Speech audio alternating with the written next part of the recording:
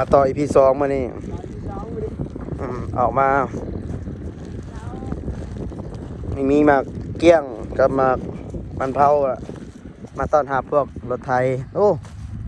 มามันนี่แล้วได้ไหมได้เขาเห็นมาบ้านโพนบางใหญ่อยู่นี่มันนี่มา2 คันนี่มามันเป็นไห่เดียวเลยโอ้เก่งไรอ่ะเพราะว่ามันนี่มี2 คันเด้พูดใจพูด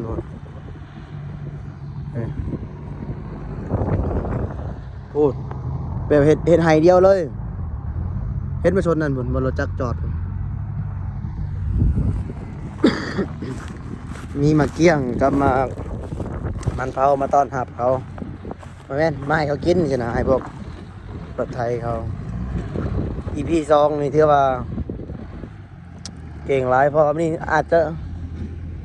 พอรถมากับ2 คันได้มันเนี่ยเห็ดเบียกกับไว้แน่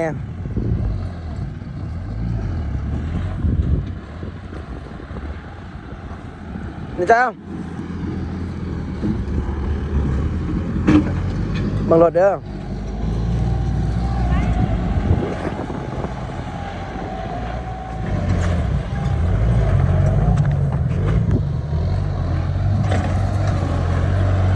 มาต่อ EP2 มานี่โอ้เก่งไรเว้ยแห้งขนาดเลยรถคันนี้โอ้ดูเฉพาะร้อย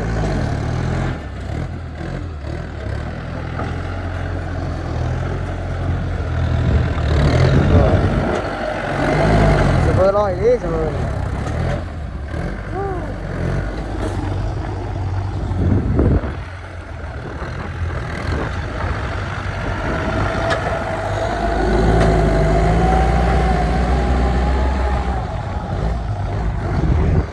ได้บัดทงแล้วนะประมาณเกือบเฮกตาร์เลยนะเป็นไร่โอ้โห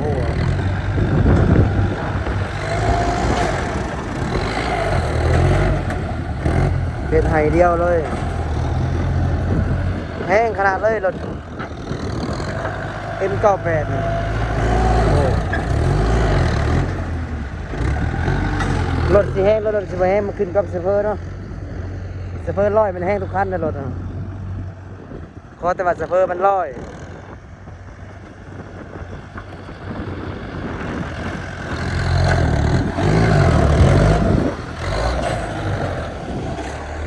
นั่นก็เซฟเฟอร์ร้อยเลยว่ะ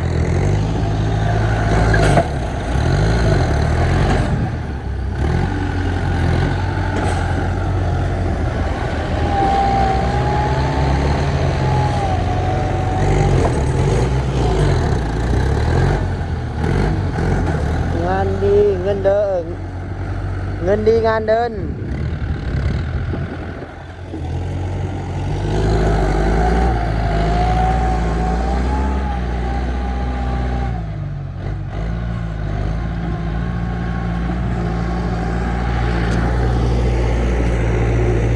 คันจะมาคันเดียวอาจจะมาแล้วเนี่ยพอมี2 คันเลยมันจะไวกว่าเก่านะคันเดียวอาจจะแต่มื่อนี้ก็คือสิแล้วบ่ครับเราต้องมื้ออื่นอาจจะได้มาเก็บงานมื้ออื่นคือสิได้มาเก็บงานอีกเทื่อหนึ่งแล้วตอนสวย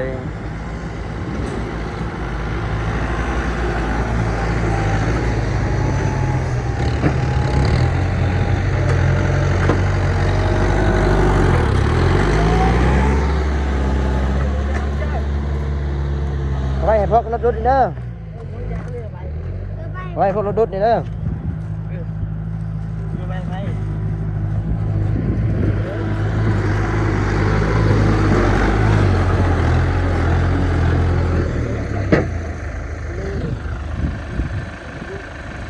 เซฟเวอร์ร้อย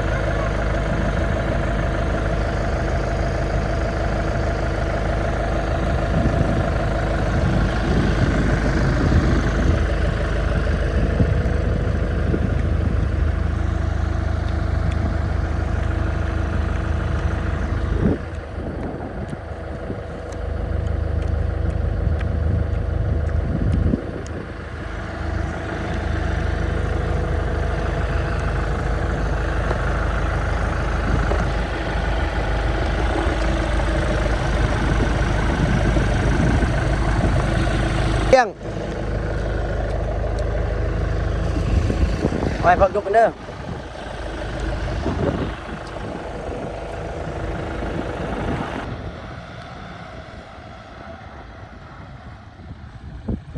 2 คันเกือบแล้วแต่ก็บ่แล้ววันนี้แล้ววันนี้บ่วันนี้แล้วบ่2 คันก็บ่แล้วเนาะซาแท้เฉเพิ่นบ่ร้อยแล้วจังนั้นกันเฉเพิ่นร้อยแล้วบัดเนี่ย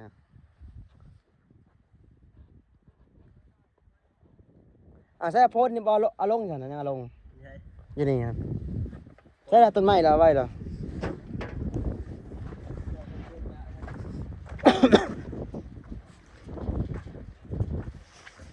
เป็นยังมันจะคือเอาผ่านหลังออกบ่เป็นยังคือเอาออกฮะแต่งบ่เลยลองขับเองก่อนเริ่มมาเกี้ยงกับมันเอาตอนเด้อกับมันเผา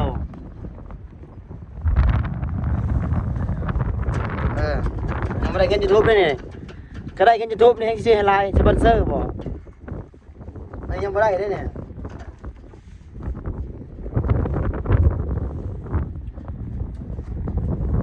มันนี่มาแล้วจะต้องไปเนาะโอ้ยบอกเลยลายเนาะ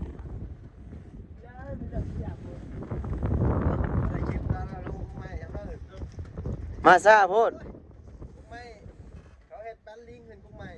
บอกกินอีกไปสิโน่ไปเบิ่งเขาน่ะมาอื่นเนาะคุณ